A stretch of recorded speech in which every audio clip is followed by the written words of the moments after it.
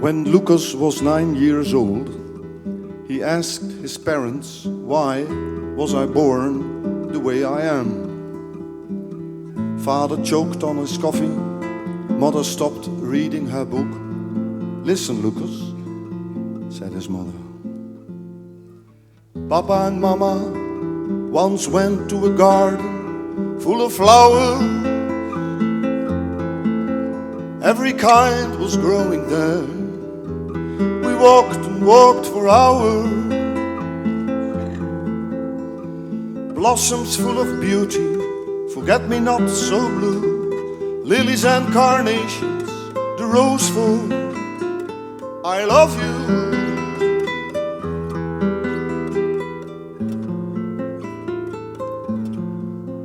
And then we saw a flower that looked so special even there. We looked around to find its name, but couldn't see it anywhere.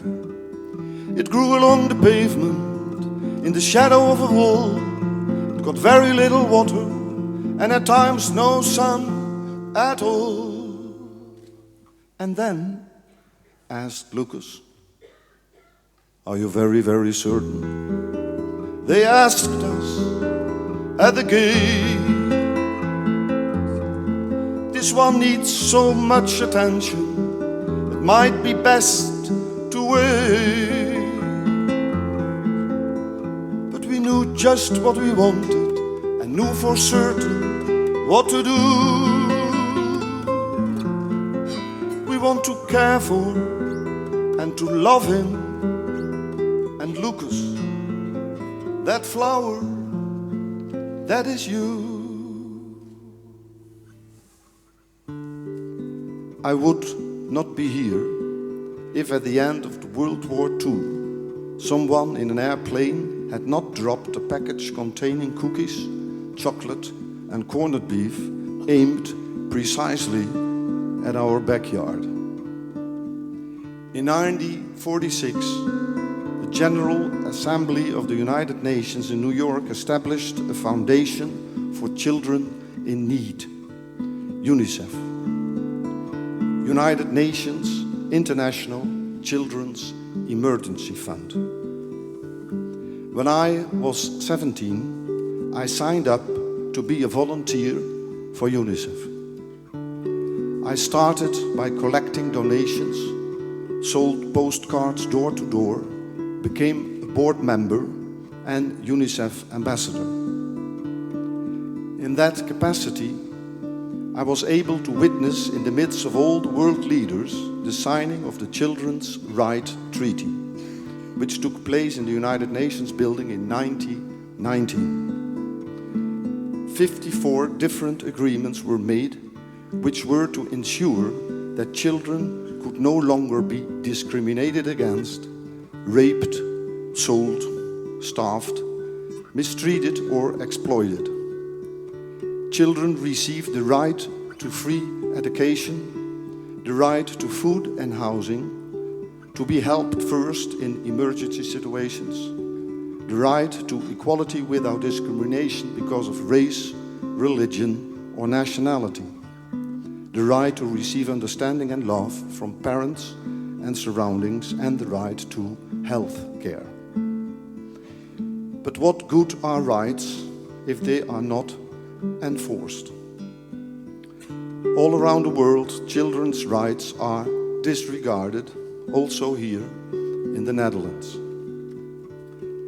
Children don't reach for the telephone and call the police when they have been abused by their father. Children cannot stand up against the reign of terror of a military regime. Children must obey when they are forbidden by their parents to go to school, when ordered to fight in a war, to work in a factory, to steal on the streets or to prostitute. Children should play.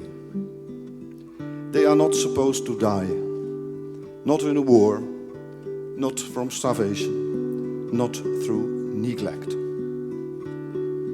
I believe that if all children's rights were honored, there would be no more hunger, no more war, no more discrimination.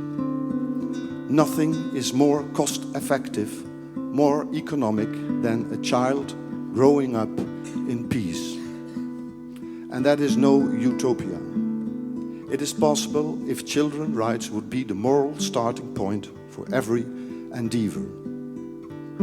Keeping in mind the TEDx motto, ideas worth spreading, I would like to give you the idea of asking yourself whenever you do anything from now on, what do my actions or non-actions, my decisions, my silence mean for children? Perhaps a worldwide television channel should be instigated, a kind of global network where children's rights are explained and taught by living examples. A network where children can tell one another about each other's lives. A few friends and I, together with some artists, journalists and scientists, have begun talking to each other about lot. Lot being a girl's name in Dutch, meaning fate.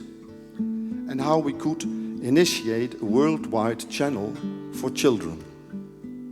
Do you have any ideas? They would be more than welcome.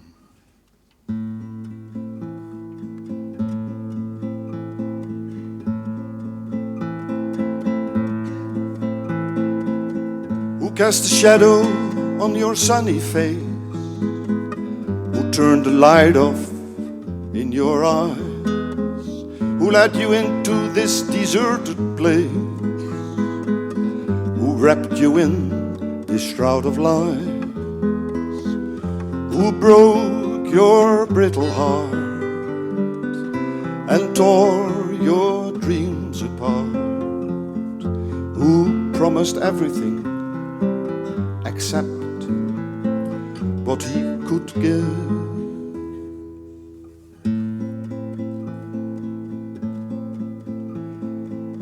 Who stole your laughter like a renegade? Drove the music from your head? Who stifled every cry for help you made and left behind your hope for death? Who made you unaware that you no longer care? Who clipped your wings before you ever sailed the sky?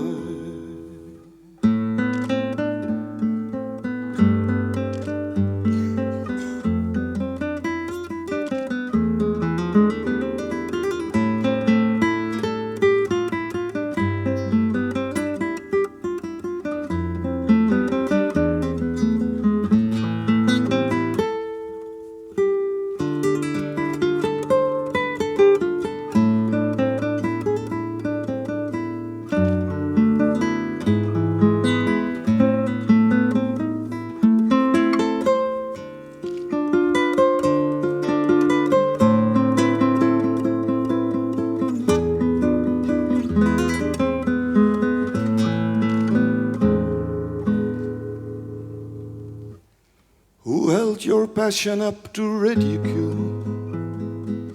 Who looked away when you had been defiled? Who sent you unprotected off to school? Who spared reality but not a child? Who felt you clench your fist when you were finally kissed? Who gave you just as I did, far too little love? Who gave you just as I did, far too little love? Dank u wel.